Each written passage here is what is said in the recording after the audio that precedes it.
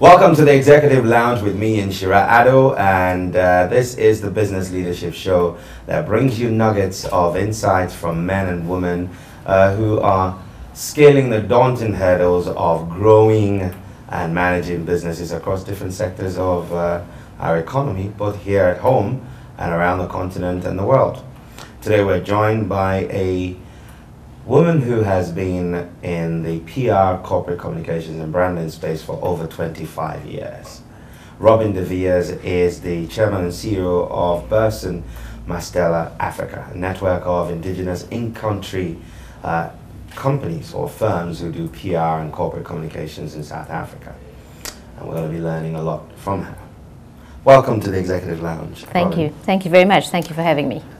Was it always about PR and corporate communications for you? Well, no, actually. I originally wanted to be an actress. Wow. And I came from a family of parents who provided a very good life for me, but weren't able to provide university education from a funding point of view. And I tried very hard to get a bursary to study drama, but nobody wanted to provide a bursary for drama because they thought that wasn't a very good, worthwhile thing to do. So I went to university and studied languages because I could get a bursary to study languages. And I moved from working in corporate finance, actually in one of the banks in South Africa doing client service, into public relations 28 years ago. That's very interesting transition and turn of events. But let's take a step back and start from the family. What's your family like? Tell us a bit about your family. So I come from a family of 3 girls. I'm the youngest of 3 sisters, or three daughters. My father worked for Barclays Bank and so in South Africa, and we moved around quite a lot because in those days they used to, as a bank manager, move you from one little town to another.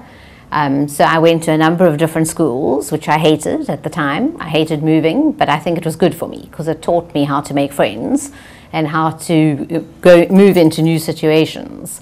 So although I didn't enjoy it, I think it was character building in its way. Mm-hmm. I went to university in Port Elizabeth, which is where my parents come from. So it's in the Eastern Cape, where Nelson Mandela comes from. Mm-hmm. And I studied languages because I couldn't study drama. So I did English, Afrikaans, Dutch, French, and Xhosa as my first university degree. And when I finished in Port Elizabeth is a small city in South Africa, and so there weren't many job opportunities. And I thought I would go into translation at that stage, but there weren't really opportunities in Port Elizabeth. And so my father said, well, you can't have got a university education and not work, so I'll get you a job in the bank. So my first job was in a motor vehicle financing bank in South Africa, where I helped people to borrow money to buy cars. And it was very good for me because I met different people from different walks of life, and I was taught that there were many people in the world who came from families that actually earned less money than my father earned. And I learned a lot about people and about how they run their financial matters. So it was a good lesson. And then I had an opportunity after about a year of doing that within the same bank. So it's what is now First National Bank in South Africa. Within the same bank, I had an opportunity to move into client service in a different area, which I took. And I ended up running the Eastern Cape region for that part of the bank.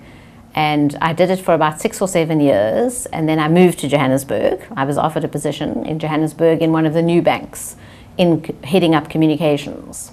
And so that was kind of where it started. I did that for a few years.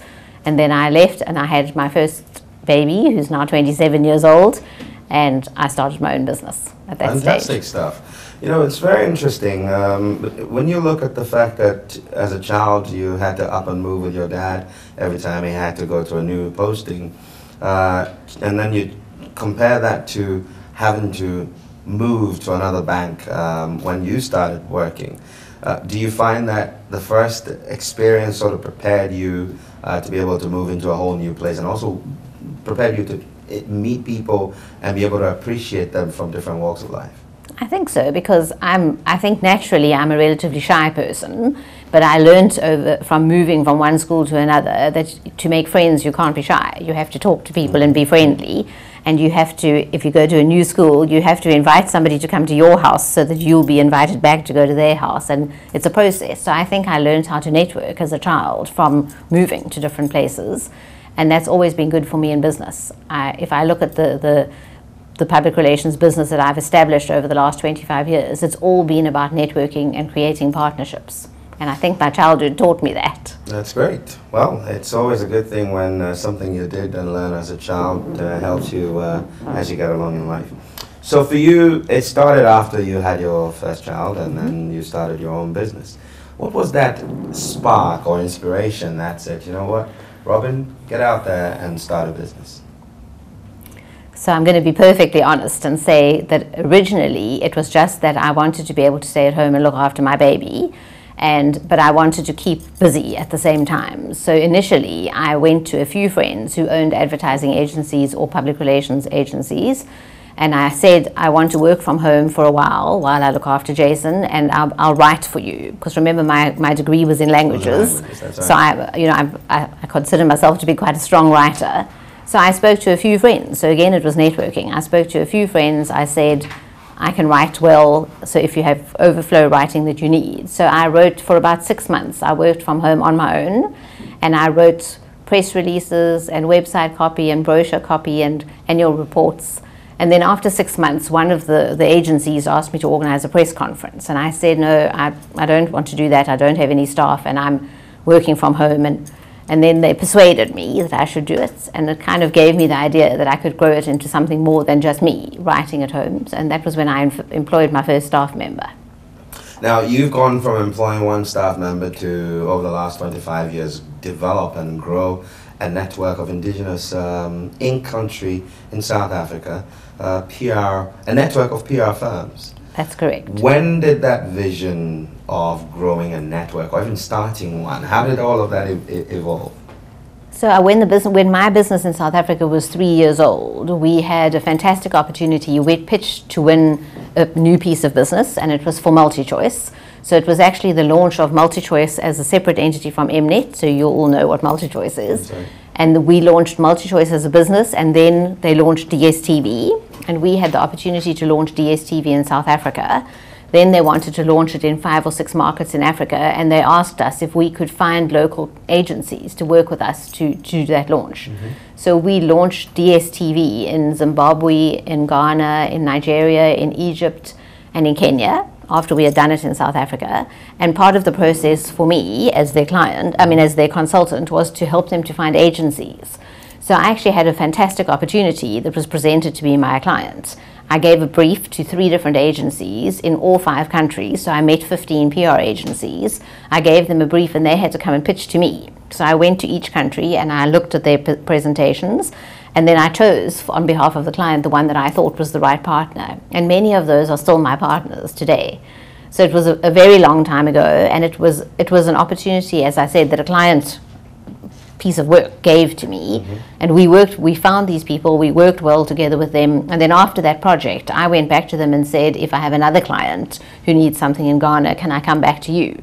And so we the 5 of us signed affiliate agreements, and then we've grown the network on the back of client requests always. So we've only gone to a country when a client asked us to do something in the country, and I've used my original 5 partners to help me grow the network. So for example, if I needed something in a country close to Ghana, I would speak to my partner in Ghana and say, do you know somebody in the next door country? And that's how we've grown the network. So today we have 53 offices in 53 countries in Africa, and there are about 350 PR professionals working across the continent, and there are about 500 people altogether if you look at the support staff who work with the professionals. Quite a lot of the time, PR is seen as a reactive approach, a firefighting tool. Is that the case? I think it is the case with some clients, but as people become more sophisticated about the importance of building a proper brand and the importance of creating a proper reputation, they realize that you need to do that on a proactive basis, so that when the crisis comes along, you already have a foundation that's in place. Because if you don't have a good reputation and you have a crisis, it's very hard to withstand the crisis and to rebuild. If you have a good reputation and something bad happens, because something bad can happen at any point in time to anybody, I guess, if you have a crisis, you have a much better starting point to rebuild if you have already been proactive in building a reputation. We'll explore more on the actual core PR and brand building process. But let's stay a little around the whole development of the network. First, you got a job that required that you needed to do more, and so you hired one staff member. Then you went on to do work for Mnet, yeah, or MultiChoice, yeah, and then you were all over Africa overnight. Not quite. Not over quite, 25 years. Over a 25 year period. That's yeah. right. You know, but what are the things you look for in a would-be partner, apart from being PR professional? So when I did the original brief for MultiChoice, I found out in each of the countries who were considered to be the top 3 PR agencies. And I did that through the local PR associations, through the South African embassy, if there was somebody there I could talk to, or through business people, to say who would you recommend. So we kind of went for best in breed from the beginning. And then in terms of choosing them, I think chemistry is really important. So when the agencies pitched to me, we looked at them and said, so they've got a good proposal and they look like people we could work with. So if I had to say what's been the most important thing for the development of this network, it's been a partnership approach. So I've built my business in South Africa and the business across Africa, believing that being able to be a good partner to somebody is the most important thing. So it's what can I give to my partners and what can they give back to me that will really mean that for years and years we'll stay loyal to each other.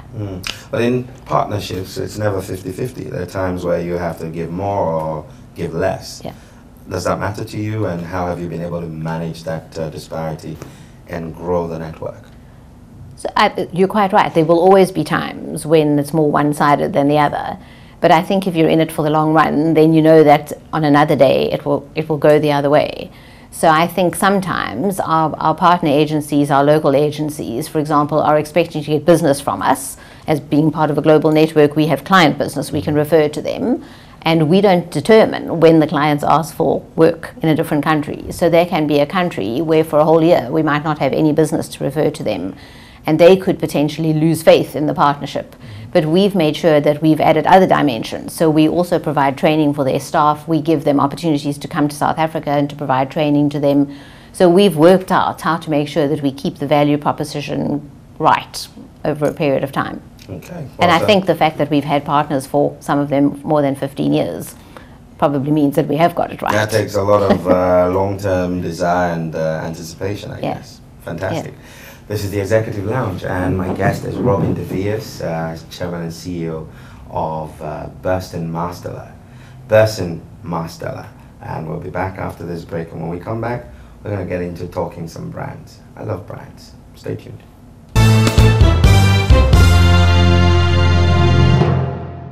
Welcome back to the Executive Lounge with me and Shira Addo, and today my guest is Robyn de Villiers. She's the Chairman and CEO of Burson Marsteller Africa, a network of PR and corporate communication firms across the continent.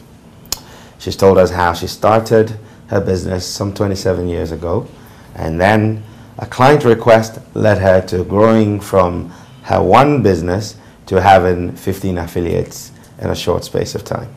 There's some lessons to be learned in there, and if you just tuned in, you're at the right place. But you can catch us on the YouTube channel after the show if you missed some parts of it. So Robyn, you are now in 53 countries. Was that the vision? It wasn't the vision initially, because as I said, initially it was an opportunity, a client opportunity. But once it started to develop, it became more exciting. And, you know, clients came and asked us to do things in countries that we had never been involved in before, and that gave us the opportunity to extend the network. So that means that over the 25 years, we've actually been asked to work in 53 countries in Africa. And I think from an African perspective, that's exciting. That means that out there somewhere in the world, there are people who want to do business, at least in 53 of the 55 countries on the continent. So for me, Africa's been a very exciting opportunity. There are different nuances and cultural differences and ethics wherever you go, right across East, West, North, and South. How are you able to maintain the network and get everyone to pretty much deliver to what, for the lack of a better expression, would be the parent brand ethos of how you work? So we do actually sign formal legal contracts with all of our partner agencies, and we developed, I guess I could say, a series of steps of moving closer. So initially, when it was my business, we had non-exclusive affiliates and exclusive affiliates, and we only became exclusive affiliates when we worked together a few times and we had developed a good understanding and good relationship. And within those contracts, there are clauses about ethics and about standards of work, about training of staff, and about access to information. So all the things that we need to cover from a global standards point of view are embedded in the contract. But as I said before, embedded in the contract doesn't necessarily mean they'll work. So you have to choose your partners very carefully. And that hasn't only been for my business. I've advised clients who've been moving into different countries in Africa. And one of the things I always say to them is you need to choose your local partner very carefully so that you end up with a local partner who will be good for your business and good for your business's reputation. Talking about reputation, so brand associations, you don't want people to bring, you know, negative spotlight to you. Absolutely. Right. Now, you've worked across the continent, seen different cultures, people choosing carefully who you work with. What are the 3 core values that guide how Burson Masteller work? And is that an extension of you as a person? So I think probably it is. I think for us the important things that we always said were, and we did this 25 years ago when we created the value set for the business in South Africa, and when we started working in Africa, we said that all the work we do needs to be strategically motivated, so that we should always have put some strategy and some strategic thought into what we propose to a client. That means understanding what their business objectives are so that we can help to make a difference and to achieve a business result for them. So strategic underpin was one important value. The second was a partnership approach, and I said that already. For me, it's really important to develop relationships with people you can partner with over time. And the third one was a set of what we called proven standards. And it included all the things that you would expect. So honesty, transparency, integrity, delivering value for money, a set of values that most people would say when they start a business. If you look at people's visions and values posters on the walls, they'll say things like integrity, honesty, you know, transparency. And so we put ours together and said they need to be proven standards. So it's not good enough to say it, you actually have to deliver on it. So that people, when they talk about us, would say this is a group of people who deliver value, are transparent, are honest, are efficient, all those good things.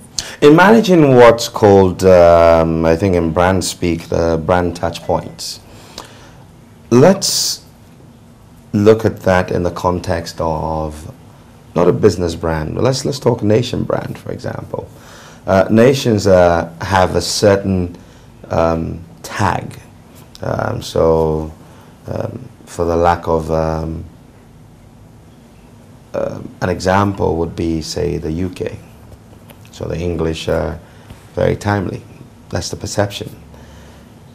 How do you work with people to ensure that they turn these things around when the tag is negative?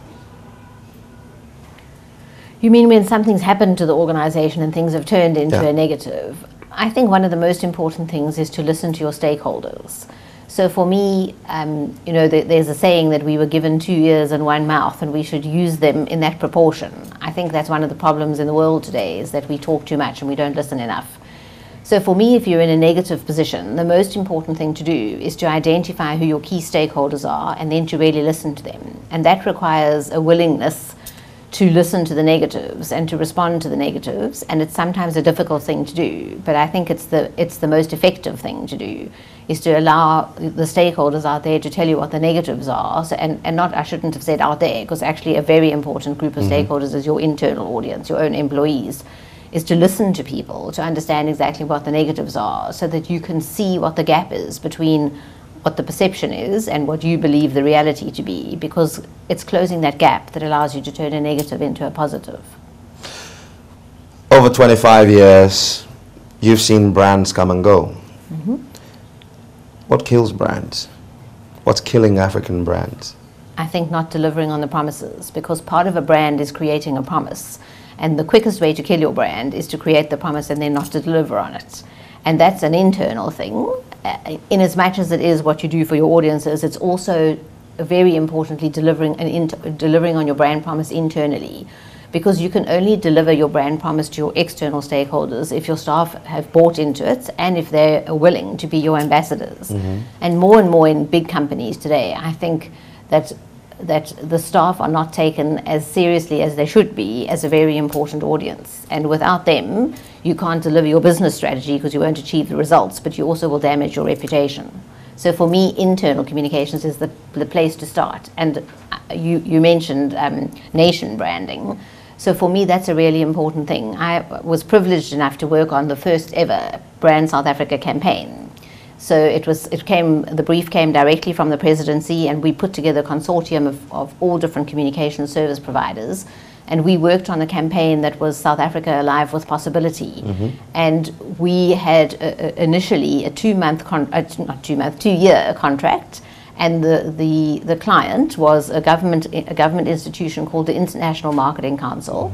And in the first 2 years, we didn't do one thing internationally because we persuaded the client that we had to get South Africans to believe that South Africa was alive with possibility, so that when tourists or business people came to South Africa, South Africans would deliver on that promise. So I think that's really important, is that you can't tell people we are like this or we do things like this if you haven't actually got your staff behind you, because then it's not going to be true. It's quite interesting because I think that kind of has become a thread in the various different campaigns. I remember a line from one of the campaigns that communication that's actually playing here for, I think it's Tourism South Africa. It talks about, various locations you can go to, and the fact that there is 47 million people who are willing to welcome 57 million waiting to welcome you with a smile. Now, you talk about internal orientation and putting in the processes that get the people to buy into this. Yeah. How do companies get it wrong? I think I'm not phrasing this well, but if you would do a Generation X, Y, millennial, rapid change, is there room for changing that brand promise as you go along, or it has to be a static brand promise? No, I think brand promises have to evolve over time, and from an internal communications perspective as well. So that doesn't mean that I want you to change your vision and your values every 5 minutes, but you do have to look at what's going on around you in the world. And if you look at what's happened in the last few years, many of the most successful companies have gone beyond a vision and values and created what they call their corporate purpose, and that's more of an external focus. So your vision is normally in a way slightly competitive. So we want to be the leading provider of whatever. We want to be the number one. That's a competitive positioning, and it's about being successful in business. Whereas corporate purpose is about what contribution do you make to the greater good. And many of the most successful companies today have realized that their success at the end of the day from a sustainability point of view is going to be based on whether they're good corporate citizens. And I don't mean making a lot of profit in a negative way and then giving some away to charity. That's not what I'm talking about. I'm talking about running your business in such a way that you make a contribution to the greater good. So if you look at a company like Unilever, for example, they defined a number of years back 5 big goals, some really aggressive goals in terms of what they could do to make a greater contribution to the world. And if you think about Unilever, the thing that we know about them is they create washing powder and things to do with washing clothes. And it all uses water. And water is an increasingly short, an important commodity, increasingly short supply. And so what Unilever did was they said, over the next years, we are going to put money into research and development to come up with products that will allow people to keep their clothes clean whilst using less water, so we can have less of a negative impact through the use of our product on the world. And they created 5 different goals, and they've been enormously successful in developing these products in such a way that their impact on the earth is going to be less. And I think all organizations need to think about their impact on the earth, because we're here for the next however many hundreds and hundreds of years, and we need to have something positive to leave to our children. So I think that is an important thing. Talking about sustainability, at what point do you find that businesses shoot themselves in the foot and eventually just die? So I think it's when you promise things that you can't deliver is one of the things. But another one is, and I'm going back to what I said before, is that they don't listen. So they work out what they think the perceptions are, and then they act according to their feelings of the perceptions. And when we work on strategy development with clients, we always ask them as one of the exercises, so who are your key stakeholders? Mm-hmm. And then the next question would be, do you have a good relationship with these stakeholders? And most often they say, more often than not, they say, yes, we communicate well with each other. And then if we go and ask the stakeholders, they often say something completely different. And it comes from sitting inside the organization as a team, deciding what you think the outside world thinks about you, and not actually asking the outside world what they think about you. Because you can only bridge a gap if you understand that the gap exists. So there's a massive gap between the company's own perception of who they are and what the people actually think they are. And I think there's a problem there in that often when I talk to a client, and I'm talking about a smaller client, so I'm not talking about people who've got gazillions of dollars to spend. When I talk to a smaller client and say to them, but you're basing everything on what you think people think of you, but have you asked anybody? They immediately will say, but we don't have money for research. And I think there's a fallacy in that, because research doesn't have to be millions and millions of people and cost millions of dollars. Research can be small stakeholder groups. I could do research with you and your team today and find out something about your industry, or find out something about your program, your TV channel.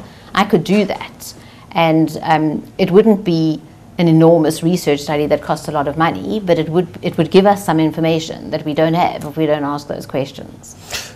Interesting stuff. You just talked about working with small businesses. Now, in Ghana, we say the private sector is the engine of growth, but in that private sector is a massive population of small to medium enterprises. And there's always this talk about not having enough money to spend on professional services, especially brand development.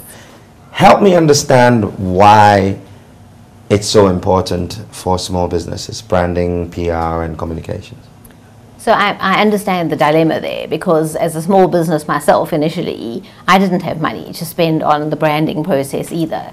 So I did pay a professional developer to develop my initial logo when I started the business, but we didn't have money to do PR and go out and do advertising campaigns and things, and we had to do what we could do with the funds that we had available to us. So I knew it was important, obviously. I knew it was important given my background, and I had to make do with the funds that I had available to me. So we did what we could do ourselves, and as the business started to make money, we always put aside just a little bit of it so that we could do some more marketing and grow the business further.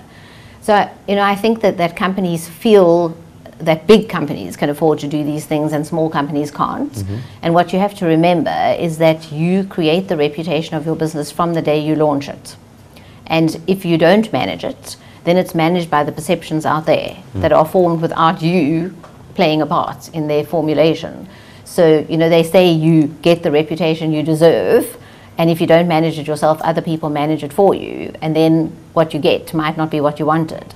So I can't stress enough how important it is to do it, even if you do it on a small scale. Wonderful stuff. Okay, you're listening. Did I say listening? Okay, you'll have to cut this. I'm mostly on radio. Well, wonderful stuff. This is the Executive Lounge with me, Inshira Addo, and my guest today.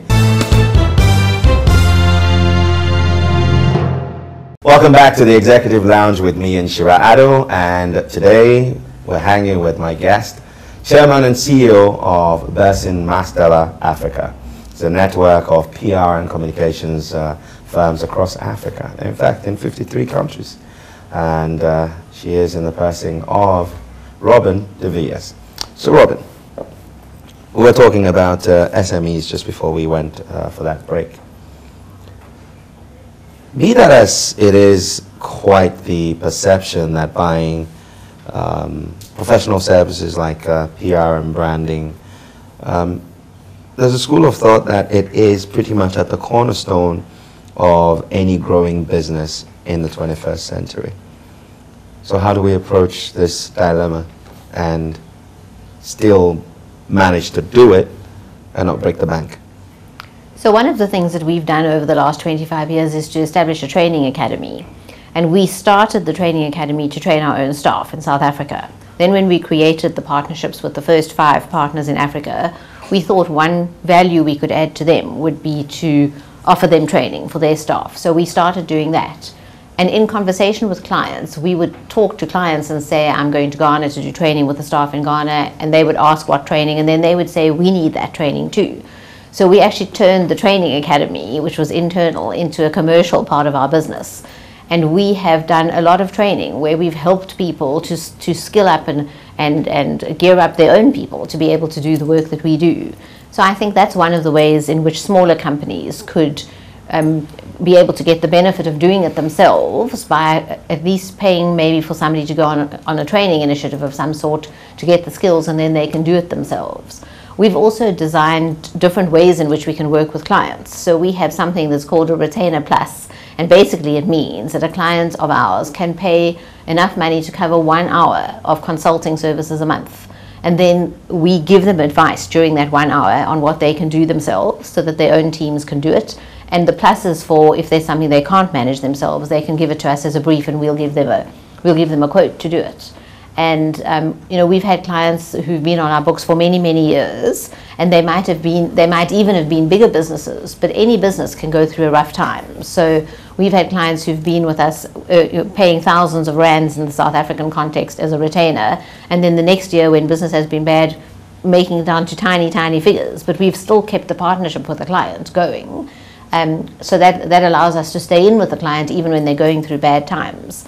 So, you know, I think there are agencies out there, and we still do it ourselves, who are happy to work with smaller organizations to help them to get on their way. As long as there's a proper value and a proper return on our investment, that's fine from our point of view as well.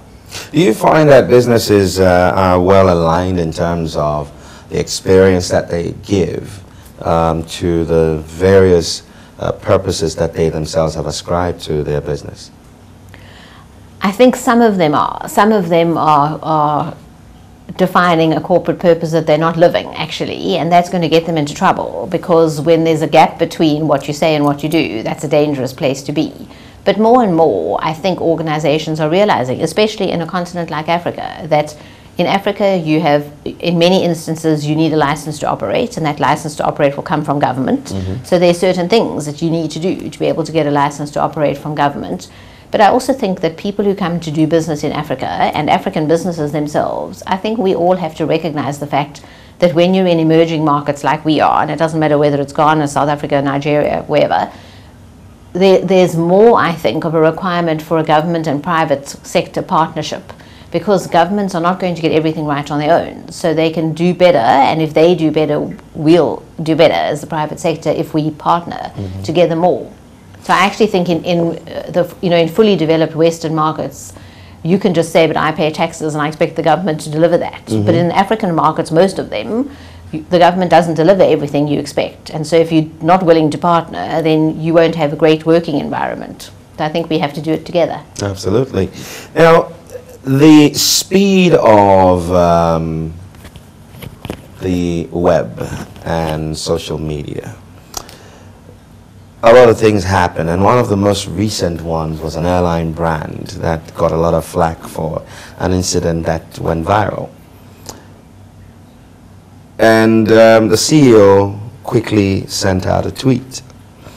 It was described as an apology of an apology. Now, where you want to react to things very quickly, how important is it to get the balance of speed and appropriateness and relevance of the approach? I think it's very important that you have to be careful of what you do on social media, because it's very tempting to quickly spit out an answer. But if you are the CEO of an organization, you always have to remember that you represent that brand, and you have to think before you speak. I could say that for many politicians as well, that they should do better if they thought more before they spoke. But I really think it's important that you have to have fact-checked and thought through what you're doing. We have a recent incident in South Africa where a very talented editor of a publication has resigned based on something that happened recently, where she accepted a blog by somebody who turned out to be a fake blogger. And it became a big incident. And even though she apologized and said immediately that the publication had made a mistake, it wouldn't go away. And I think when you become the story, then you're bad for your organization. It's time to leave. She probably thought that. So, you know, I think that the age of the digital era is fantastic in the sense that it means information is available to everybody, but it's also more dangerous. And I think that organizations need to have proper social media policies in place. They also need to have proper content. They need to think through what the content is going to be. And that means that you can't just, on the spur of the moment, send out a tweet, unless you think very carefully before you press send. Now, the importance of having social media policies and also thinking before you speak and act and all of those things, how do you see the future of PR work, corporate communications and brand building with the plethora of social media platforms, really this super turbocharged, you know, social media and technology space? How's that going to pan out? So I think it's very interesting. If I had to draw you a diagram, I would have said long ago communications were put together by people inside an organization, almost with a brick wall around them. We would sit together with our clients and say, okay, here's the story, how are we going to tell it, what messages are we going to use? And then it was a one-way outwards. We would decide we're using advertising or we're using public relations, and we would then push the messaging out to the channels that we were wanting to talk through, the channels that we were wanting to use. And we didn't ever get any feedback because there were no feedback mechanisms. So it was really a broadcast. It was a one-way communication of the message we structured or the message we created on behalf of the client or with the client. These days it's completely different because clients still work out what their narrative is and what they want to say. But when they send it out, it comes straight back to them. Feedback comes back via your social media platforms. And you also have to know that the stakeholders you send it to don't just get the message from you, because now they're talking their own little groups as well. So they're little stakeholder groups that are all talking to each other, and they turn your message into something else when they talk. So I think simplicity is incredibly important. I think being clear, being concise, having a compelling story is an incredibly important thing. It always was, but it's more important now, because now social media means that other people tell your story for you. And so you have the problem of, if your story is complicated, it gets lost in translation when other people pass it on. And if you don't tell a story, then other people create the story on your behalf. So, you know, we always talk about the accidental spokesperson when we're doing crisis communications training. It's when the company responds too slowly. So the media, whether it's radio or TV or whoever, are knocking at the company door saying, so who's going to tell us what's happening here? And because they're not ready, they don't say anything. And very quickly, the media finds somebody else who's on the scene, and they say, well, what did you see? And then there's somebody who's an eyewitness who's suddenly telling your story for you. And normally, they say things like, well, then there was a massive explosion, and, you know, somebody fell out the window. They make a very big story, a very dramatic story. Whereas if you were telling the story yourselves, you would be more circumspect in terms of what you say. So you have to be very careful of the accidental spokesperson, and the accidental spokesperson comes from being not properly prepared as an organization. So if I think about what the role of a PR consultant will always be over time, is to make sure that our clients are properly prepared, to do proper risk assessments, to put proper crisis plans in place, to have a proper narrative so that you know what you're actually talking about. Because it must be awful for a CEO in the middle of a crisis to go onto a program like yours and have you ask him a whole lot of difficult questions and he doesn't have a narrative, because then his response is always just going to be a reaction to your question. Whereas as the CEO, you're supposed to know what it is you're wanting to say, and that comes from preparation. Now, in terms of getting that preparation right, how do you get not just the CEO, but so you have your top-level management, middle-level management, and then maybe you have your broad base of the organization. Is that preparation required to be only at the top? No, I don't think so. I think that the preparation needs to be at a senior level, including obviously your communications people, but then it needs to be preparation that you communicate through the organization as well. Because if you think about it, in a crisis situation, your frontline staff, it could be the the receptionist, the switchboard operator, they might be the first port of call. When the call comes in and they get asked a question, they're going to answer. And if you haven't included them in your preparatory process, then they're not going to necessarily know what to do, and they won't necessarily be a good front face for you. How do you manage a situation which is totally negative, and you have to be honest about the fact that you dropped the ball, and still not kill the brand in the process? With great difficulty is what I would say. I think that's one of the most challenging things we do, is when we work with a client who really is in a bad situation. One of the most challenging things is to get everybody around the table, all the different parts of the business, including legal and financial. One of the most difficult things to get them to do is to say, we actually have to be honest. We have to say exactly what's happened here. And of course you will have the financial person saying, oh, that could have that financial impact, and the legal person saying, oh, that could get us into trouble from a legal point of view. And I'm very aware of all of that. But at the end of the day, if you want to have a business going forward, honesty is always the best policy. So you have to work out what it is you need to say to be true and honest to your own business, but also to all your stakeholders. Honesty, honesty, honesty. But it's difficult sometimes. Now, how do you conceive and build a brand in this space where I think brands are birthed every 2 minutes and stand out? What are the key steps one has to take? So that's not an easy thing, because if you think about it, most products and services are already out there. And when somebody comes up with a new one, it doesn't take very long for somebody else to copy that new one, and then there's another one. So I think that you have to try to find a couple of touch points that make you a little bit different. And it isn't an easy thing to do. It takes a lot of thought. I think it takes a group of intelligent people who are passionate about the business sitting around and working out what is the one thing we could say that makes us different from everybody else. And then making sure you communicate it in a strong way, so that when somebody else copies you, because that's what happens, when somebody else copies you, there's something that they can't quite do exactly the same. And that can sometimes, very often, it's not the product or the service, because if you think about a mobile phone, for example, most smartphones do the same things, but you might like Samsung and I might like Apple, and it will be something to do with the brand promise that has caught your attention and something that's caught mine, because actually the phones are relatively similar in terms of what they deliver to us. So there's got to be a brand promise there that will appeal to different people, and you have to deliver on that promise and consistently. Which is a difficult thing to do. Consistently, because if you're known as an innovator, you're known as an innovator today because you came up with something new, but you have to keep coming up with new things, otherwise you're not an innovator anymore. So I think it's difficult it's like a very fast moving treadmill. It's difficult to stay at the front of the pack. Wonderful. So differentiating your brand and getting that one single thing that you can shout about that tells you apart from everyone else is critical. But how do you avoid the clutter? I think you avoid the clutter by coming up with different ways of doing your communications. So being innovative from a communication and brand building point of view, not necessarily in your product or service.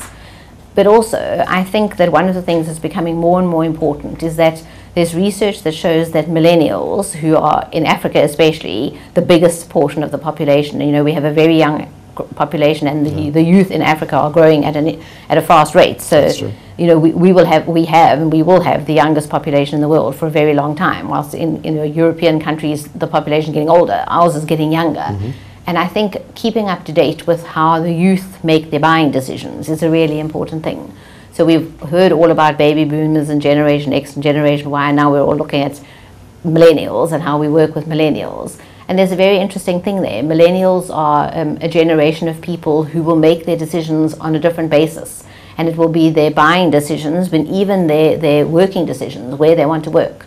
They're far more conscious than previous generations of an organization's contribution to the greater good. So millennials, when they come for an interview with you, will ask, I experienced this myself. If I interview a millennial, they ask me questions.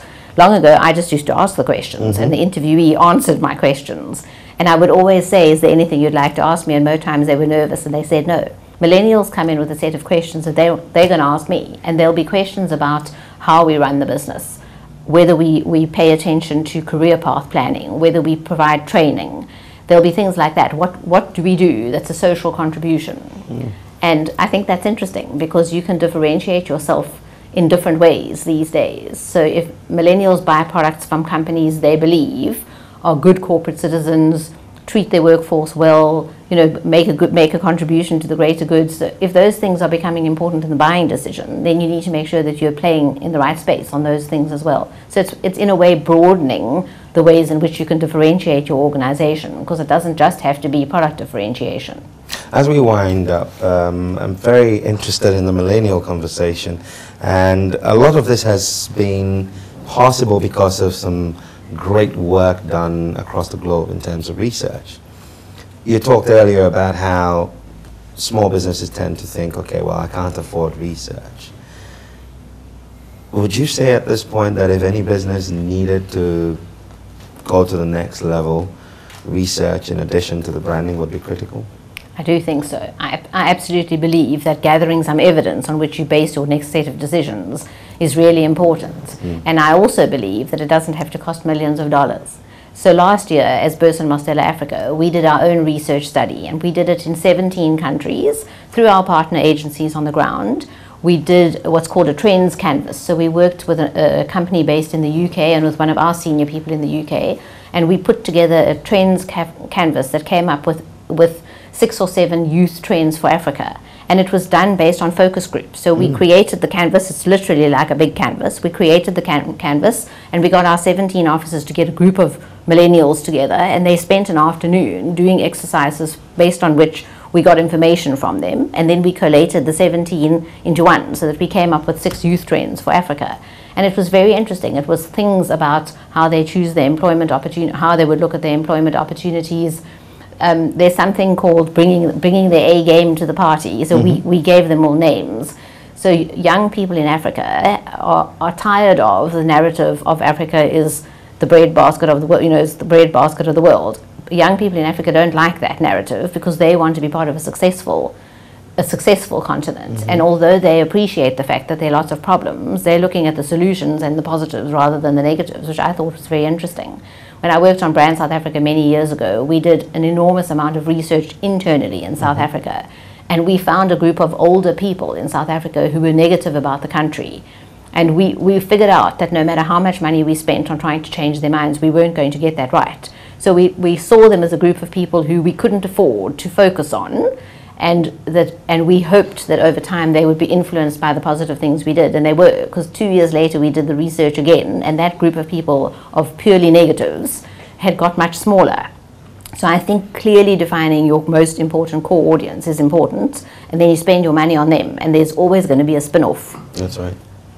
Fantastic. Well, thank you very much. It's been wonderful spending time and learning from you. It's been great. Robyn de Villers. Now, as always, I share with you 5 things I picked from the conversation.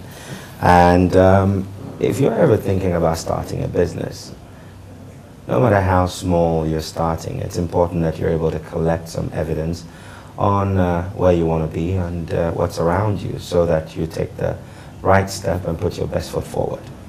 That's research. Number 2, from Robyn's own life, be adaptable.